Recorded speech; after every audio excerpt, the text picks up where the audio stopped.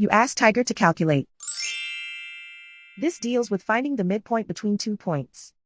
The midpoint between the 2 points is 11, negative 62.5. Let's solve it step by step. Plot the 2 points and calculate the midpoint using the formula. The coordinates of point 1 are, x1 equals negative 28, y1 equals negative 75.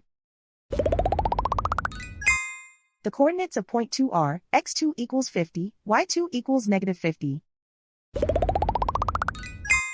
PM represents the midpoint of the 2 points.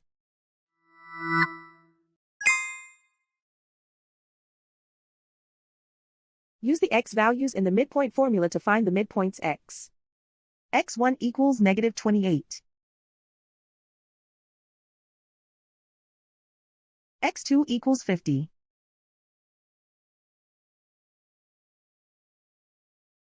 Simplify the arithmetic.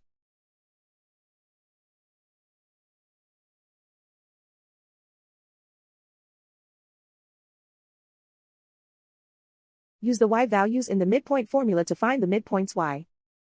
y1 equals negative 75. y2 equals negative 50. Simplify the arithmetic.